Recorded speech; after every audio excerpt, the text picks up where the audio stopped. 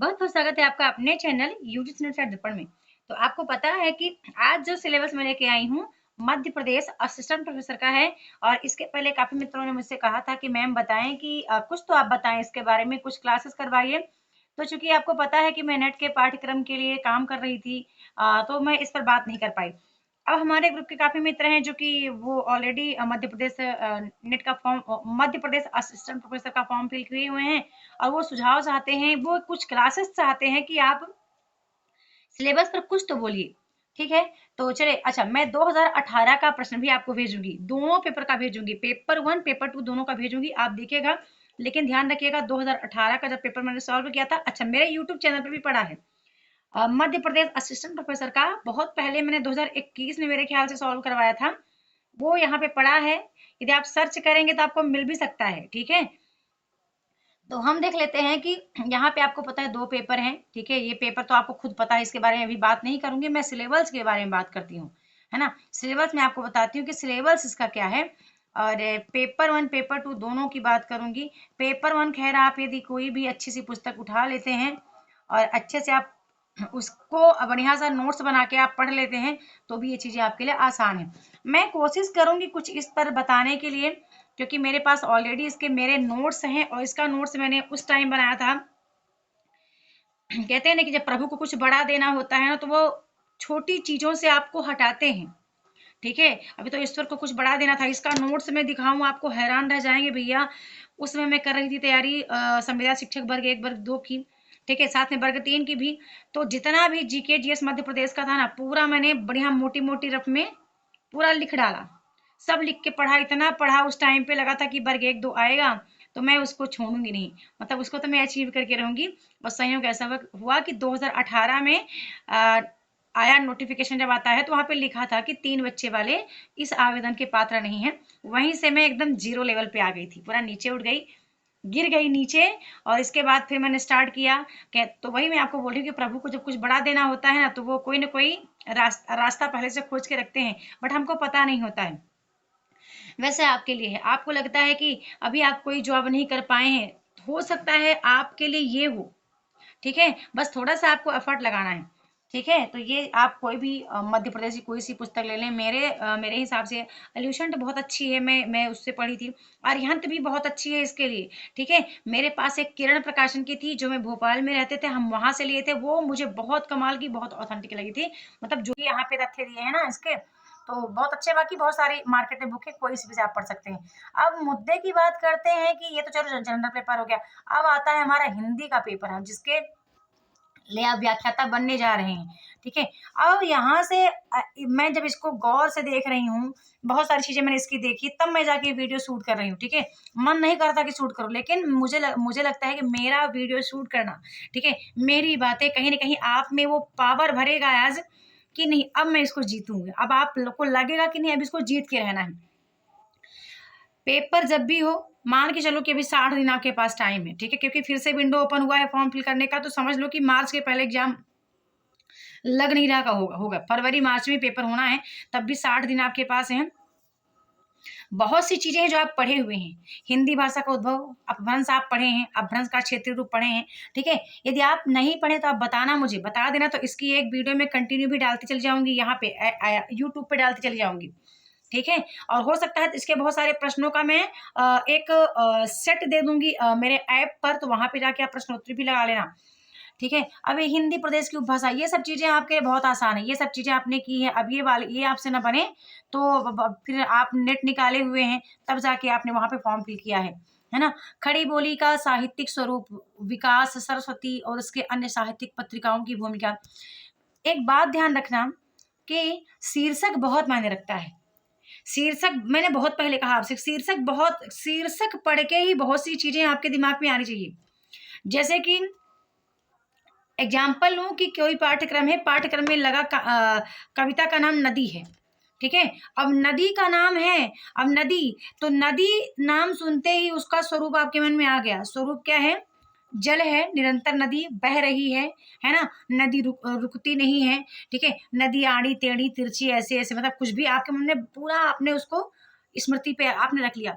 अब आपने ये भी देखा कि शीर्षक नदी क्यों रखा गया होगा? ठीक है, इस कविता का शीर्षक नदी ही क्यों रखा हो गया, है ना? क्योंकि आपको पता है कि जो नाले हैं वो रुक जाते हैं, ठीक है? रुक जाते हैं और जब थोड़ा बहुत पानी भरता है ना, आता आता है ना, तो बहुत ज़्यादा उफान लेने लगते हैं। लेकिन नदी अपने उसी वेग में, ठीक है? निरंतर उसी वेग में वो चलती रहेगी, चलती रहेगी, चलती रहेगी और वो हमेशा निर्मल जल प्रदान करती है ना? जब नदी, क्योंकि नदी निरंतर प्रवाहित हो रही है, बह रही है, तो निर्मल जल हमेशा आपको प्रदान करेगी, ठीक है? तो यहाँ पे कुछ चीज़ें ऐसी हैं जो आप पढ़े हुए हैं।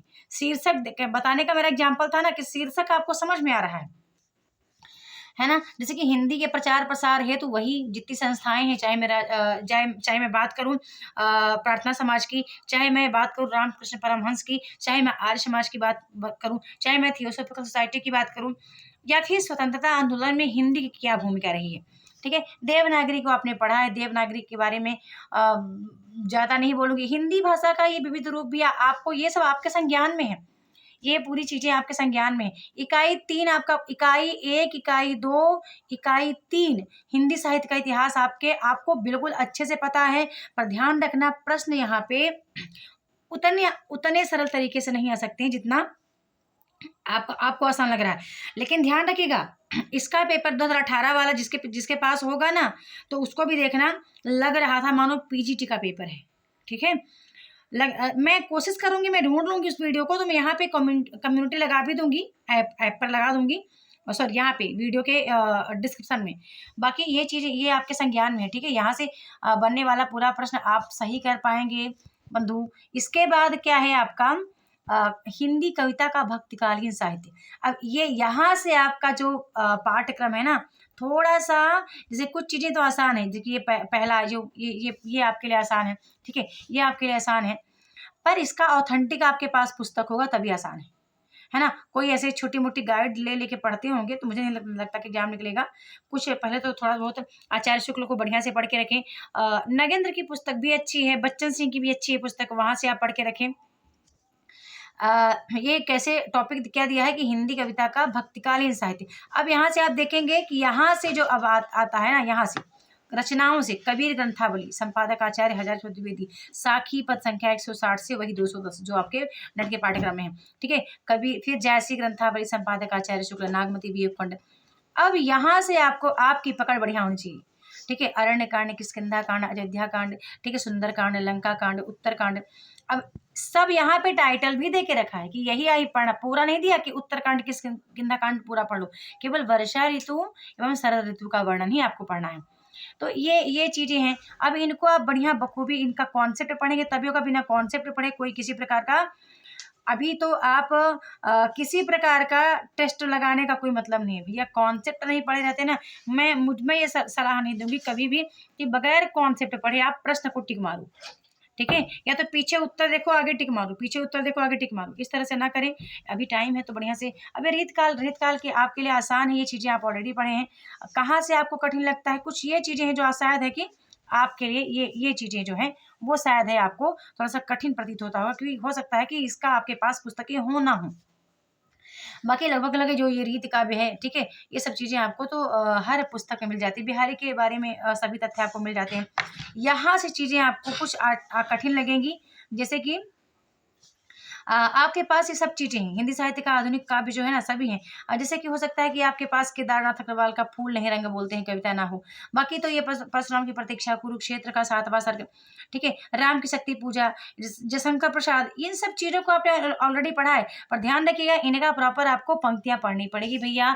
ऐसा ना हो जाए कि 2018 के बाद 2023 में आपको एक पेपर देने का मौका मिला, वो भी आप शॉर्ट में पढ़ के गवा दिए। शॉर्ट में पढ़ने का मैं आपको सुझाव नहीं दूंगी। शॉर्ट पढ़ें लेकिन महत्वपूर्ण पढ़ें, तो शॉर्ट जब आपको महत्वपूर्ण मिला होगा तभी शॉर्ट के चक्कर में भागिएगा। पर तब भी मैं आपको शॉर्ट में पढ़ने के लिए नहीं बोलूँगी, क्योंकि मुझे लगता है कि कविता की पंक्तियाँ पढ़ो, एक बार भावार्थ देख लो। कविता की पंक्ति पढ़ो, या तो भावार्थ नहीं लग रहा कि नहीं पढ़ना, तो पंक्ति बहुत अच्छे से पढ़ के रखें, है ना?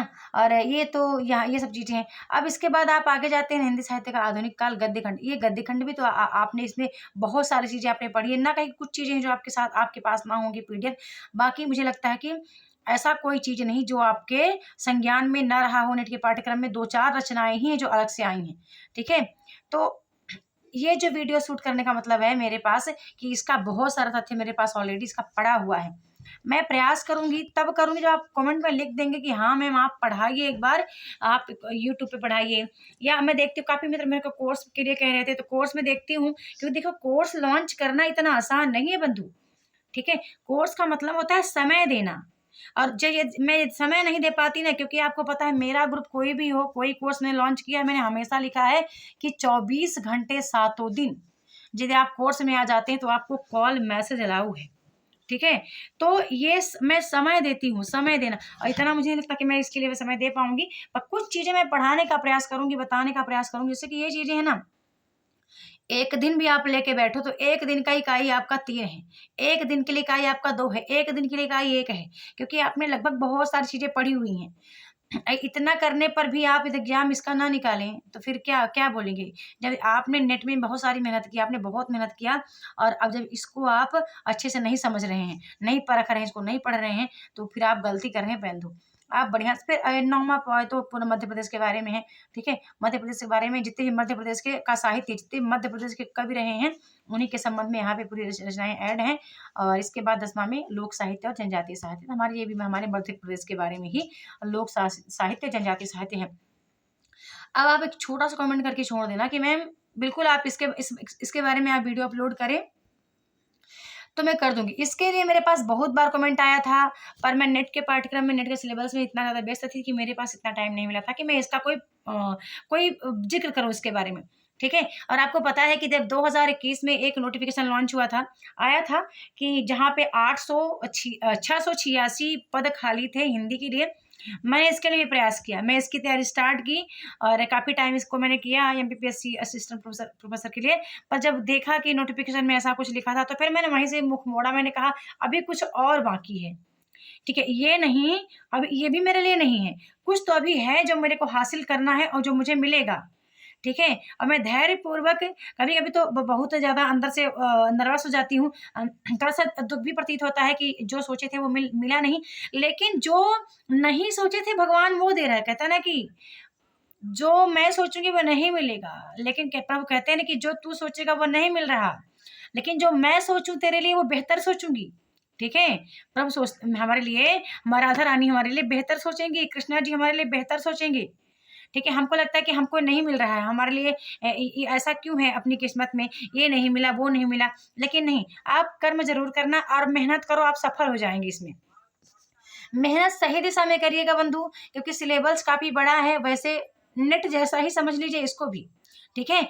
जबकि नेट से ज़्यादा रचनाएँ यहाँ पे ऐड हैं, ठीक है?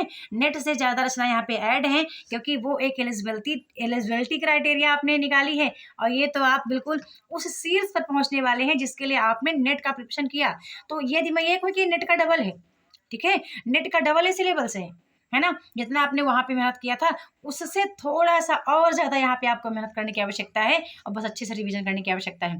तो चलो ठीक है, वीडियो को स्टॉप करना चाहूँगी, और मैं प्रयास करूँगी कि इस पर मैं आपको अच्छी-अच्छी वीडियोज़ ला के दूँ, और बस आप बताते रहना कि कौन-सा टॉपिक करना है, आपको कौन-सा टॉपिक है जो आपको नहीं समझ में आता, जो आपके पास कंटेंट नहीं है, ठीक है? तो कहीं न कहीं से प्रोवाइड करके और मैं उसको आपके समक्ष रखने का प्रयास करूँगी। ठीक है, तो मिलते हैं नेक्स्ट वीडियो में न्यू टॉपिक के साथ। तब तक के लिए बहुत-बहुत धन्यवाद। वीडियो को लाइक, शेयर, सब्सक्राइब ज़रूर करना है, और बेल आइकन प्रेस करके रखना है ताकि मेरी कोई वीडियो मिस ना हो। और आपको पता है कल से नेट के लिए मेरा कोर्स आ रहा है, और ये सबसे ज़्यादा समर्पित पहली बात तो गृहिणियों के लिए है, गाँव से दूर-दराज जो भी हमारे भैया-बहन हैं उनके लिए है। ध्यान रखना, मैंने कहा है सबके लिए कि पैसे की वजह से आपकी शिक्षा नहीं रुकनी चाहिए। मैंने कहा है जब आपको बहुत ज़्यादा दिक्कत होगी, आप मेरे को एक बार पर्सनल मैसेज कर लेना, ठीक है? मेरे को एक बार कॉल कर लेना, ठीक है? अपनी समस्या मेरे सामने आप रख देना।